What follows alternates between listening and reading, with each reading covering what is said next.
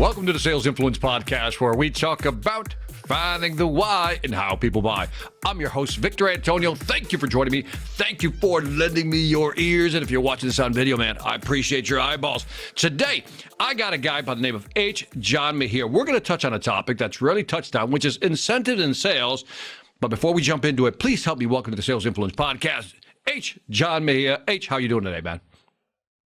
Victor, great to connect with you. I'm doing awesome, and I'm just thankful and grateful to spend some time with you here today. And kudos to you on all your great shows that you're producing, the content.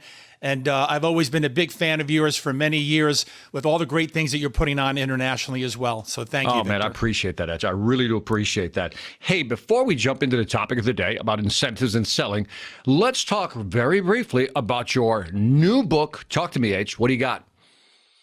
Yeah. Well, I just happen to have a copy here handy. It's called Step Into Your Zone, a playbook of secrets for peak performance in business, sales, and life. And this is a book, the culmination of a lot of years of effort and a desire to be able to share some successes, triumphs, some of the sabotage or some of the struggles that I've had, and put them into a book. And the book is all geared towards helping people in business, sales, and life. It's about helping people become the best version of themselves. Victor, it's a book that helps them reach their zone. It's a book that helps them become the best version of themselves with stories, golden nuggets of interviews, and it's a great culmination. It's a great book. It's great, getting great reviews, and it's available on Amazon. Step Into Your Zone. So thanks for the shout out on the book, and I really appreciate it. By the way, Victor. you've gotten a lot of nice plugs, like video plugs from like big names out there, you know, just to really kind of drive this, because you've talked to a lot of people over the years, but talk to me about some of the people that are in that book before we jump onto our topic. Yeah. You know, I've been very fortunate with my TV career. I've interviewed a who's who. I've been very blessed and fortunate over my career.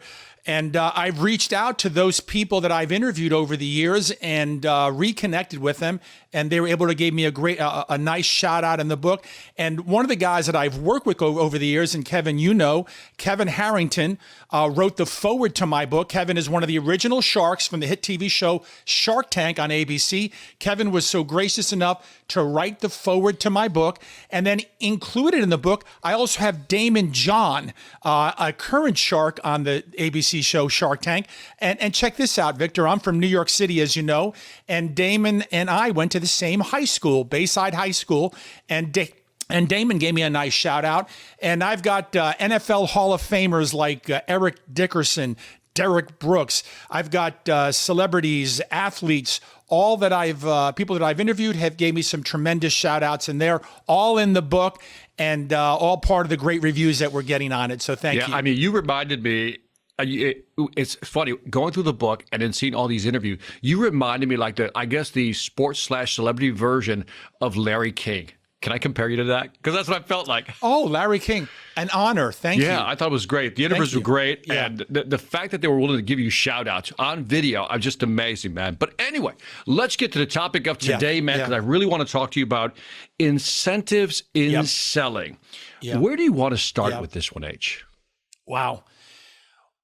Victor, just plan a note, all right? Put this in your to-do list, your bucket list. You and I need to get together and do a multiple series of incentives, more so than ever in today's marketplace, Victor. My opinion, being that I've been in the incentive arena for over 20 years, devoted and committed in my life to working with companies to use incentives to drive results. So I think where we should start, let me lay a foundation, because if we want to scale up with concept on incentives, we got to lay a good foundation of those. And I do suggest that maybe we cover, I feel, the 6 elements to establish that good foundation, if you're cool with that. I'm good with that. Can I ask you before we get into the 6 elements, because I'm done. Yes. What is, like, if you're a manager, a leader of a company right now, and you're listening to this, give them a big why you should pay attention for the next 30, 40 minutes.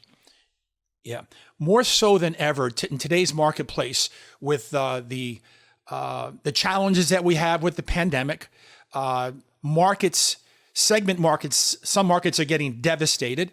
Some segment markets are blowing up numbers like never seen before with 50 to 100% growth as a result of this pandemic. In sales, and you are the master and you are the great teacher in sales. You teach us and how to drive through the sales process, how to drive through that funnel. Incentives is the tool that can drive behavior, that can drive the results that you want in your business.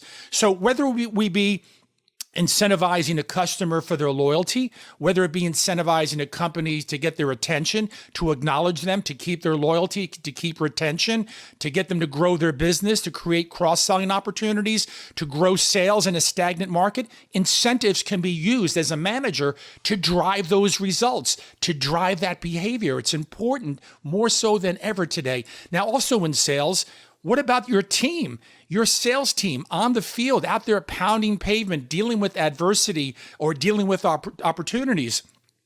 As a manager, as a leader, it's our job to motivate that sales team. We're the coach, we're the motivator. And how do you drive performance for people to better their best? How do you deal with the top reps and how do you drive them to perform more? Or how do you deal with mediocre reps and drive their behavior and challenge them to the next level? Or how do you deal with the people that are just maybe one step from being fired? And how do you save them and save your HR dollars and turn that person into a performer? Victor, it's my belief, my conviction that incentives, when used properly, can drive those results to produce that 10, 20, 30, 40% growth in sales that we as managers need in the marketplace. It's all part of the game. When you look at the landscape of all the companies you've dealt with and people you come across who are maybe not using programs like yours, what do you see? I mean, if you had to do a, finger to the wind percentage of who's using incentive programs and who's using, what percentage, what do you see in the market? Yeah, great question. I've been very fortunate, Victor. My portfolio of clients and over my career, I've worked with a lot of the Fortune 100 companies, Fortune 50 companies, billion-dollar companies that use incentives to drive behavior and performance. So obviously, when you're dealing with that kind of enormous of thousands and thousands and tens of thousands of people in an incentive program, that's one aspect that we deal with. And those are programs that the big companies are utilizing. But I don't want to intimidate anybody because I do work with mid-sized companies, those companies that do anywhere from $10 to $50 million. And then I also work with the small companies, the startup companies that are maybe $1 million, $2 million, $3 million utilizing incentives. Everybody across the board in today's environment, Victor, is using incentives. But here's the key things.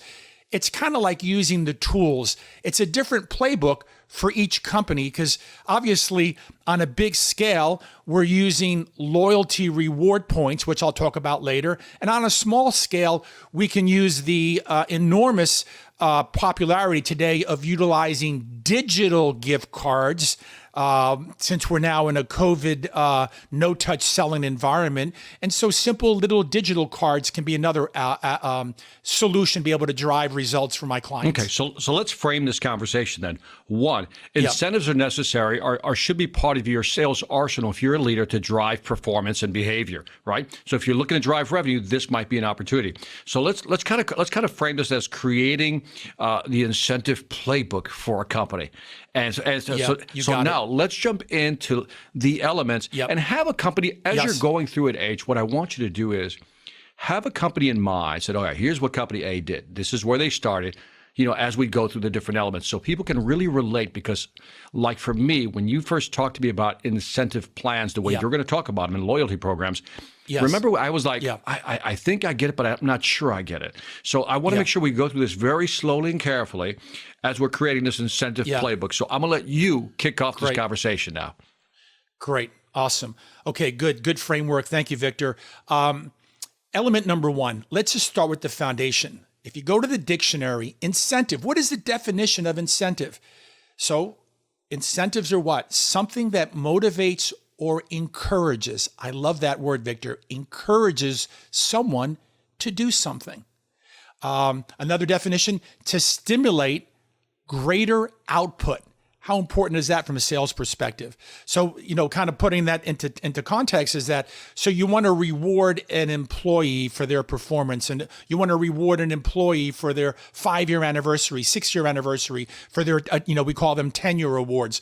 You want to award a salesperson to drive them to hit them to hit their quota. You want to reward a salesperson to drive and blow through their quota because of the opportunity of so many fish in the water today for some market segments. So you want to reward people for going above quota, quota plus, and utilize it. So the first element is incentives are used to get a desired result, not just the purpose of, hey, here's something. No, you're going to use an incentive in element number one to drive a desired result that produces an ROI, to get a return on investment. And that's element number one in getting started, Victor. What I also heard in that, by the way, great explanation. I love the part about the encouraging behavior. Is that you're really looking for, you gave several examples, and you're looking for, I'm just going to call it incentive moments, like different reasons to incentivize people for different reasons. Fair enough? Yes, absolutely. Whatever we want to target in behavior, from customers to internal, we'll be able to establish both. By the way, good point, because what we're talking about is incentives for your clients to stay with you and also for your employees to be very satisfied. Yeah. Internal and external incentives, good notation there. We want to be able to attack both. It's called the 1-2 punch. We don't just want to be one-dimensional. You want to incentivize internal team, non-salespeople, the salespeople, and customers. Love it, man. All right, let's go to number 2. Got the mindset? Element numero dos, right? Numero okay, dos. Here we go. To be effective, this is really critical. This is from my 20-year career. I might be totally crazy. Well, I am crazy, but my opinion is, for incentives to be effective, Victor, they have to be non-cash compensated related. Let me expand on that. Let me clarify. Yeah, people are screaming right now. What? Non-cash? What are you talking about, H? Yeah. What do you mean? Go ahead. I'm sorry. Yeah, you're exactly right. Let me just put this in context. Let's say, Victor, you're on my sales team for XYZ company. I say, hey, Victor, go do this, do X. Go make 5 more calls than your average weekly performance. Go make 5 more demos than what you're performing at, Victor. And if you do so, I'm going to give you $100. So that's one aspect of it. And that $100 that drives Victor goes into Victor's paycheck. Victor gets taxed on that $100, and it becomes easily forgotten because now that net check falls to the bottom line, and what Victor does, or Victor's wife does, is take that paycheck and go pay the bills. So the intrinsic value is not as effective, is not as powerful, and not as potent as saying, hey, Victor, listen, I need you to step up a little bit because I know you have so much talent. You have so much ability. If you just drive your performance and do 5 more demos, Victor, I know you're going to crush your numbers. And if you do that this week, Victor, what I'm going to do for you is make private reservations for you and your wife at your favorite restaurants and with your favorite dinner and favorite bottle of wine. Can you do that for me? You notice the difference? You see the scale of the distance between I'm attaching an emotional reward that provides a guilt-free experience by going to dinner, something that has a tangible intrinsic value versus my paycheck I get taxed on and it becomes part of my bill paying sequence. And in fact, you might be feeling guilty about even spending that for yourself because you feel guilty that you need to pay the bills with it. I hope that kind of creates some contrast that to be effective, non-cash compensation. I 100% agree with you. When you first hear non-cash, you're like, what? Salespeople like incentives, but we're not talking about, monetary incentives. We're talking, this is another layer of incentives. This is what we're really talking about because a salesperson has their base salary plus commission. Okay. Base salary plus commission. What we're doing, in your case, what you're doing is layering an incentive that has an intrinsic value. And you defined intrinsic, and I love the 2 things you put together. It's emotional and it's guilt-free because studies have shown that I can give somebody $20 and they'll feel kind of awkward. But if I give them a gift card of $20, totally different reaction. So it's amazing. It is almost like we put it in a separate mental accounting bucket. Does that make sense? It does. Yeah, you're so right. It takes it out of the compensation bucket of cash and it puts it in a separate tier. And you're so right. It's important to layer that not only for internal, but also for customers. And let me just add this caveat to your statement there. On a customer level, you're a distributor. You're selling to contractors. You're selling to your customer that are buying from you. That's the cash thing would be the same as removing the rebate. You don't want to just give them a rebate check back or just a rebate off their statement. You want to create a separate layer of a tangible, intrinsic value related incentive. Great example. That's a great example. And I think people get that. But again, we don't think about this. And this is why, by the way, if you're listening, and I'm glad you're still listening to the Sales Influence Podcast here with Victor Antonio and H. John Mejia, because we don't talk about this. We talk about base salaries, compensations, never how incentives, both internal and external, basically can help us build our business. All right. First one was, let's really appreciate incentives and find those moments to incentivize people. Step number 2, it's really a non-cash incentive that we're talking about because you want the emotional impact and you want some guilt-free experience going with that. Give me the third element on this one. Yeah. The third element is we need to drive, and come on, we're salespeople, we're sales pros, right? We're always building the value, we're building the benefits, we're building the experience, right?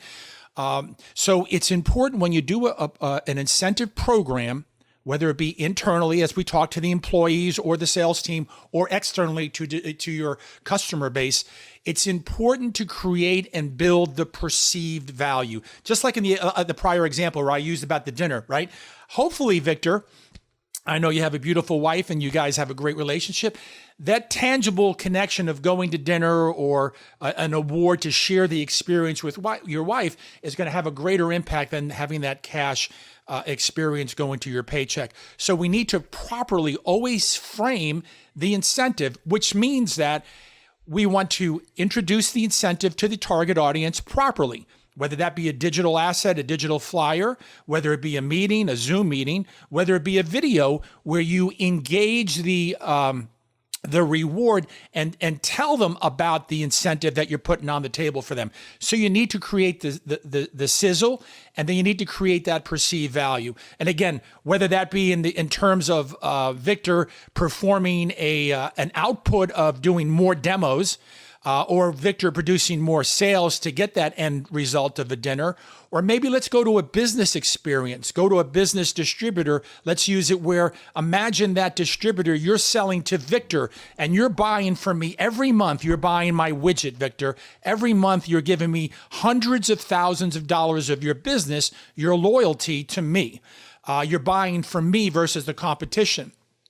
And Victor, over that monthly time of buying from me during the course of the year, how about if I put an incentive offer for you? And Victor, you love golf. You're a golf maniac. And I say, Victor, for hitting this revenue goal, this purchase goal, I'm going to provide you a trip for 4 days and 3 nights to go to Myrtle Beach, to give you 3 rounds of golf, to give you a beautiful condo on the beach, and also some shopping and dinner, an allowance for you to enjoy while you're on your Myrtle Beach vacation. Or if you prefer, Victor, I'll go and get you some custom-made, tailor-made golf clubs as your incentive from buying from me this year. So you see, it's all about the perceived value of framing the award, the opportunity, internally or externally, to be able to drive that behavior. Hope that kind of makes some sense with properly packaging the incentive. Well, what I love about it is that you're highlighting something. So for those listening, I want to highlight something here that you tell me if I'm putting words in your mouth, but I think this is what you would say. When we're talking about putting this presentation together, as you call it, the sizzle plus the value, right? You help companies design what these packages, what these incentives look like. Because somebody listening right now says, well, I don't golf. You missed the point. If you say, I don't like Myrtle Beach, you missed the point. These can be designed for different levels depending on who the customer is. You nailed it. Know your customer, know what their hot buttons are, know what their desires are. That becomes establishing past the business transactional relationship. This is, again, in certain scenarios, you have a one-off transaction customer, a B2C, or you have a B2B, ongoing monthly relationship of buying your widgets. Know your customer, identify the hot buttons, and then put that put that teaser out for them that's going to hit their hot buttons. You're right on. And that's about developing a relationship and knowing your customer. Having your salesperson become in tune with the customer, their account, and knowing what drives that behavior. Is it a trip to Disney with the kids? Or is it a selfish golf weekend with the guys? It's important to know that and tee that up properly. Here, as you're talking, I'm asking myself a question. Yeah. Who owns the incentive program? Like, what role within a company typically owns this incentive program? Great question. During my career of 20 plus years of devoting my life to help working with companies and their teams, I've seen it anywhere from the CEO, from top leadership.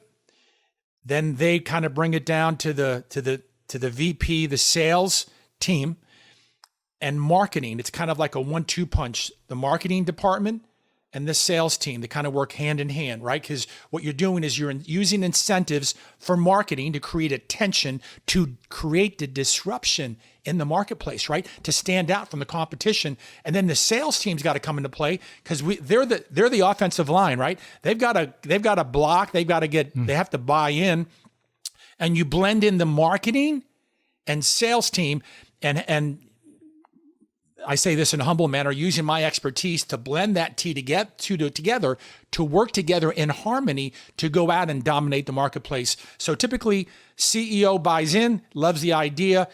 You have the sales team and marketing team blended together. On the internal side, typically it's the HR department on the internal side, from recruiting, hiring, retention, etc. Yeah, I can see this as a collaborative effort because you have the internal and the external. Yeah, I was going to throw in HR at the last minute, so I'm glad you did, because I see a blending of sales, marketing, HR, and then wrap that with leadership that says, hey, I think this should be part of our offering going forward. All right, Meg, it really give me is. element number 4 of this thing. Element number 4, we're rolling, right? We're doing really good. We're going to roll with number 4. Does this work? Of course it works. There's proof of concept. I've been doing this for 20 years. The biggest names, biggest brands, biggest companies utilize incentives every day. Victor, I don't know if you realize this, but corporate America today is spending over $150 billion with a B, $150 billion a year in incentives. And incentives, we're just talking concept today. We're talking about just the overall big picture concept on these emotions, these elements that we're talking about. But incentives can be in the form of gift cards. It could be in the form of trip incentives, individual trips, group trips. A caveat here, obviously, trips have taken a bad pounding last year with the pandemic, obviously. But in the future, on the go forward, the trips will come back when we get through this. Trip incentives, individual or group trips, right? We all know about President's Club, top achievers, topper producers, getting wine and dine in Hawaii and those types of things. And then there are merchandise rewards, barbecue grills, laptops, flat screen TV sets, golf clubs, you name it. Those are some of the elements of the expenditures that are happening today. $150+ billion and exploding and growing every year. Incentives. When I started 20 years ago in the career working with companies, Victor, it was like, oh, I'm creating separation, doing something unique. My clients are implementing. Wow, we're really standing out. Incentives are now part of the overall offensive package that companies are using. So if you're not using incentives, you got to start thinking about what can I do to keep up with the field to add value into the marketplace. So it works.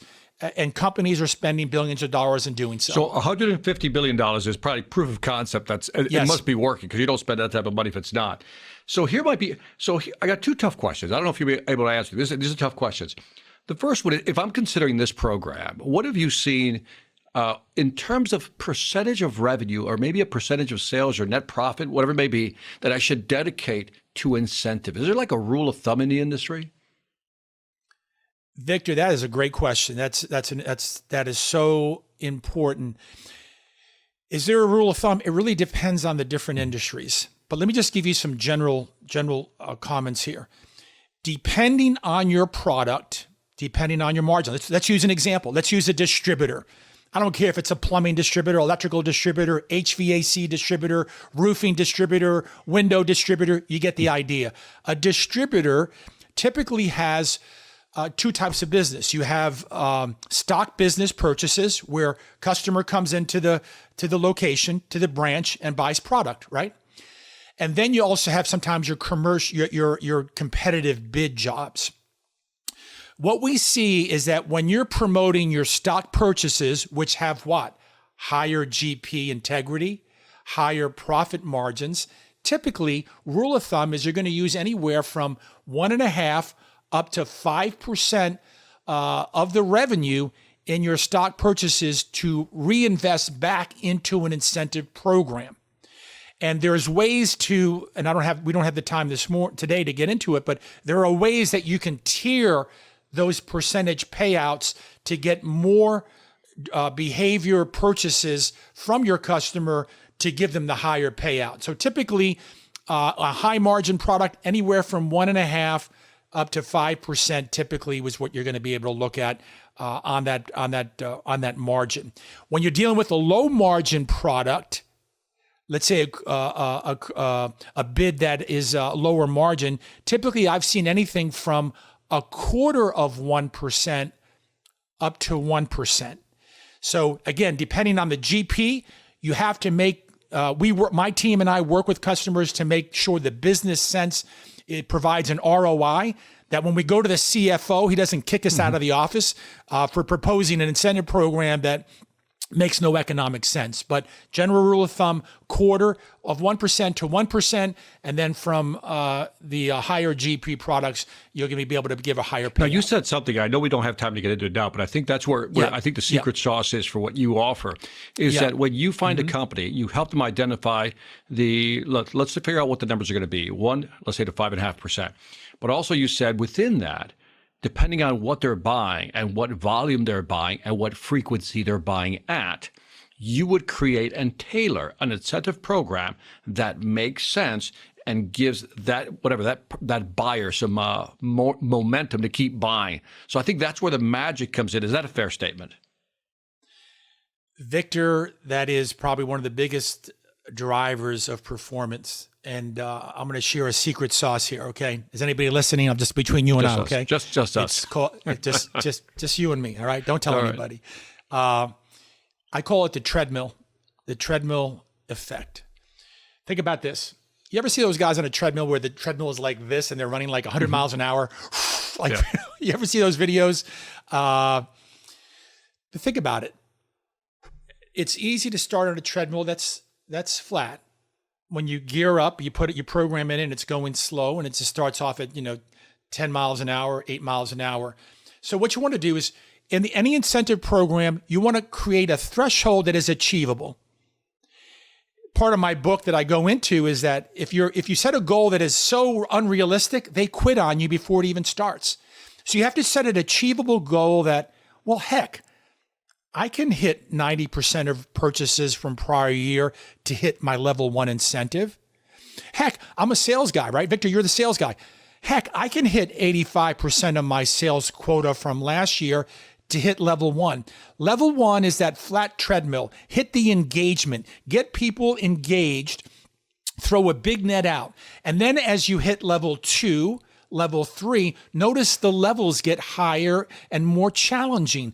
But because you created the reward at a lower level of engagement, you now have them on the treadmill. And now they go to level 2, level 3, level 4. So when they ultimately get to level 5, you didn't overwhelm them in the beginning. You got them on the level 1, level 2, you're incentivizing. And the greater the level of the award, of the purchase or the performance, the greater the level, the greater the reward. And that's how you create engagement and cast that big fish net out there to get participation, engagement. And that's what's going to drive your performance levels all the way through your entire customer base.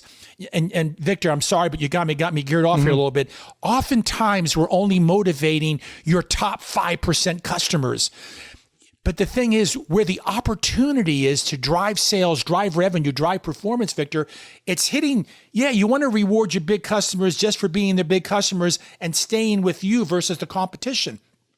Where the opportunity to move the needle is that middle customer, that 50% of your middle customer, your B customer, who's buying from you, but maybe buying from your competitor down the street too. They're not giving you all their focused loyalty. That's where the opportunity is to drive performance through your entire customer base and using tiers, using low level, mid level, and high level to create that full engagement throughout your entire customer base. I hope that kind of makes sense, that that's what's going to drive performance all the way through to the bottom. I think the big takeaway there is that movable middle, right? We'll call it, if you look at a Gaussian curve, it's that movable middle. And if we could, again, I'm glad you highlighted that, because it isn't just about motivating the people who are killing it or just buying a lot if they're their customer, but also those who are maybe not as buying as much. We don't have the full wallet share of what they're buying. So I love that. One more tough question along the line of money. So we talked about what percentage of their revenue or they should be looking at,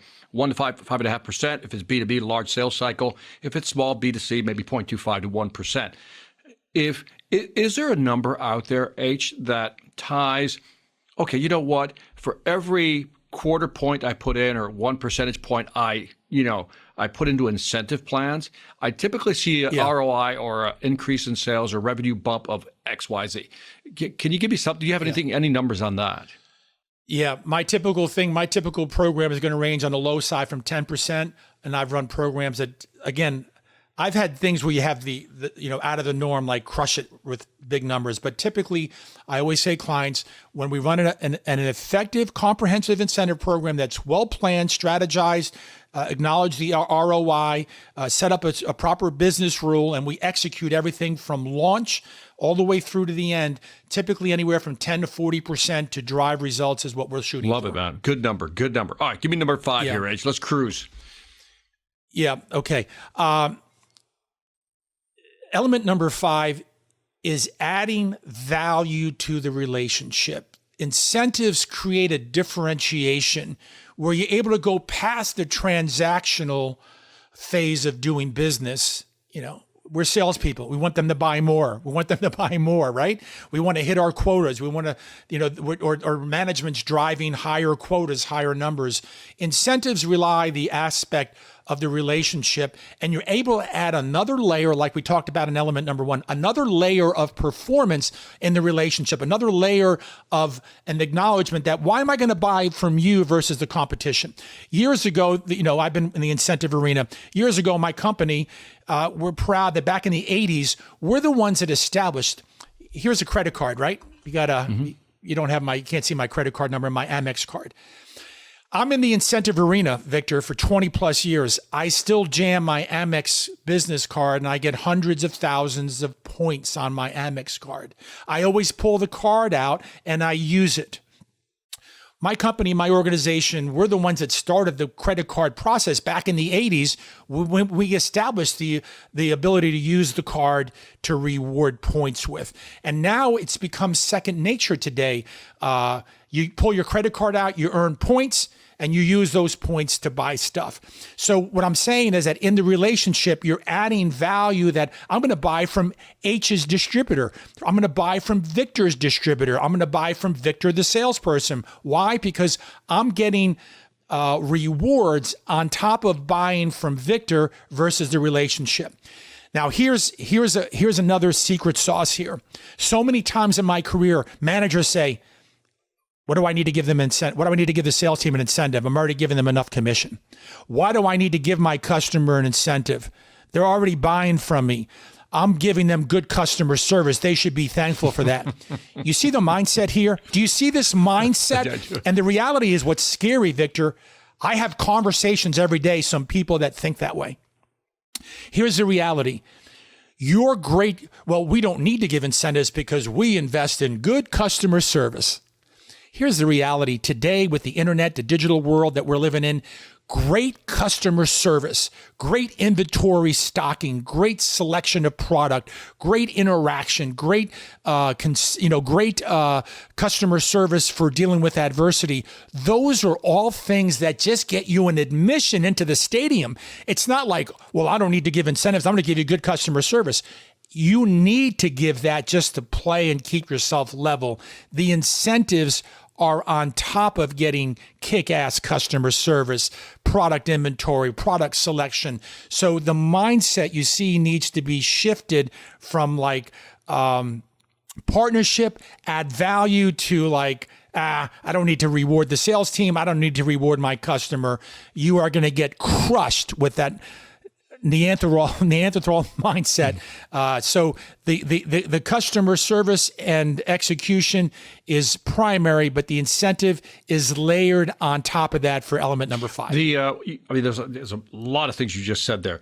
Adding value to the relationship. I think that the layer that we add there with the incentive programs, internal, external, is something intangible, but we know what it is when we see it, which is appreciation and gratitude. You appreciate your people inside, but you show gratitude for people buying from you on the outside. And I think that's a great layer. And that's kind of like the rule of reciprocity. I give you something, you feel like you need to give me something back, and I appreciate you. You know, the loyalty points make sense, and you're absolutely right.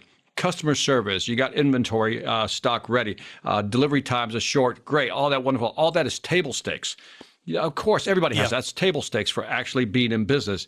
So this incentive program, if folks are not implementing, could become a slight differentiator. And that's really, I think, what you're trying to drive home there is that there's not a lot of places you can differentiate today in the market.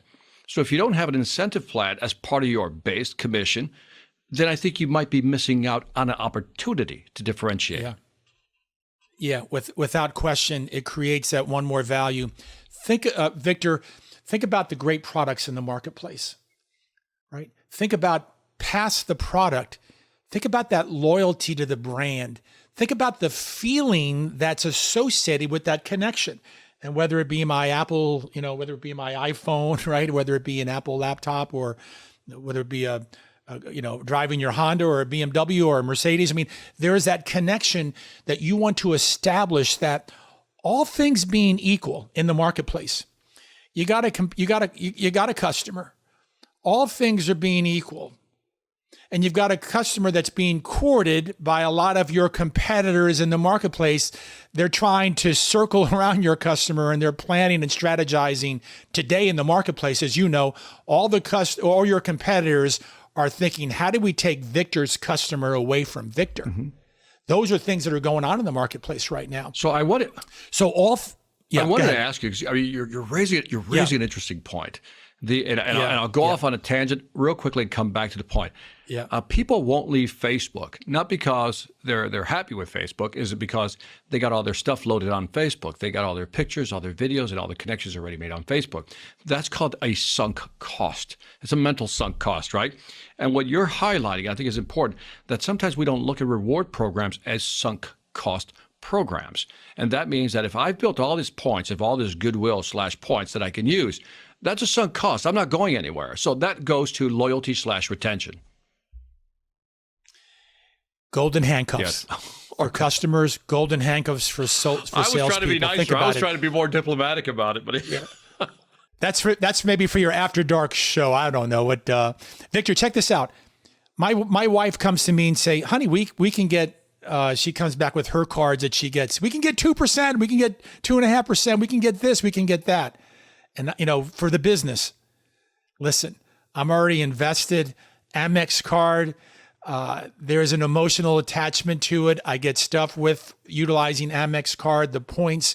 I'm already attached. I'm already register, restart, all that kind of stuff. It's the same thing with your loyalty program or an incentive program for your customers. So a competitor comes in and tries to beat you up and give a price discount. You can't win on a price discount. You'll get killed. You can't effectively, for the long term, utilize price as a compelling reason or the only reason to do business. So things being equal, and so that maybe your cost is a little bit higher, as long as you can substantiate your cost benefit analysis and you add the incentive to it, it adds that element of an emotional connection that kind of makes it harder for them to leave and puts that in the forefront of their mind. Point well noted. Yeah, Victor. I think it's also interesting that when you look at money, as we talked about already with the gift cards, there's money in terms of cash currency, then there's a gift card. What you're also highlighting is that, look, somebody can come in and give them a discount money on the product or service to compete with us.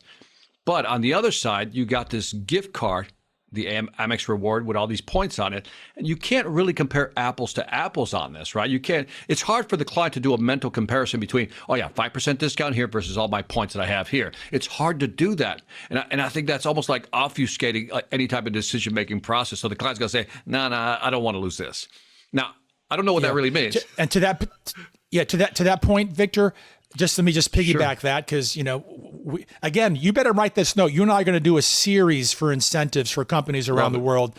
You and I are going to get together on that. When you use discounting as price as your main lead to get the business, that discount that you incentivize, that you're using for that initial offer, that trial period, or for that year-end discount, it becomes acclimated to the customer's mindset as your overall pricing. So when you remove the discount and go back to your traditional pricing, whoa, I just had a price increase. You see how it screws around with the integrity of your pricing. Rule of thumb: maintain your price integrity, add to your pricing integrity, build up value, use incentives to add another layer to justify the increase in pricing that your customers are getting for doing business with you versus the competition, and not from Harry, who's trying to undercut you with rock bottom pricing. By the way, what you just said is brilliant, because in its subtlety, and that is that when you do price discounts, we talked about the mental buckets. When you give a price discount, it's hard to go back up. Right. And so by putting an incentive program over here, you labeled it as a different mental economic bucket. And so that's always easy to take back or change. But pricing is always tough. All right, H, take us home. Number 6 in this platform of yours. We're in the red zone. All right, let's huddle up here. Come on here. Let's get into the huddle here. Red zone here. We're going to punch it in like the Tampa Bay Bucks. All right. So basically, Just a rule of thumb here. This is the golden rule. When you work with a pro and getting incentives that are going to be implemented in your company, when you work with a pro, work with a great team. Number one, whatever gets identified, whatever gets tracked, whatever gets reported and rewarded will have a positive productivity increase. Let me just say that again. There's a lot of a mouthful there. Whatever gets identified, whatever gets tracked, whatever gets reported and rewarded, you're going to have a positive plus variance. You're going to have engagement. You're going to have an increase. Whatever the target that we've identified is, we're going to move the bar up. Just by taking the initiative of doing those things, we're going to move the bar by doing a professional, a comprehensive, or an engaging incentive program. You're going to make positive results that make financial sense to your CFO and your CEO. So that's where that is. And then on that benefit number 6. And again, I just want to summarize, whether it be motivating the non-employees, increasing morale, whether it be motivating the sales team for driving quota and performance, whether it be retention, whether it be in HR, whether it be customers, getting new accounts, getting cross-selling opportunities and getting more loyalty from your customers, retaining customers. There is a plethora of choices that we can go after to utilize to drive that positive, and a properly planned incentives. When identified, tracked, reported, and rewarded, we're going to get positive results and a positive ROI. I love it. You just made you made incentive. That's a mouthful. Yeah, it was. You just made incentive program sounds like a Swiss Army knife for improving sales performance or revenue growth. I love that. By the way, here's an interesting question I didn't ask, and you highlighted this towards the end here on element number 6, is that I decide to hire your company to put together an incentive program for me.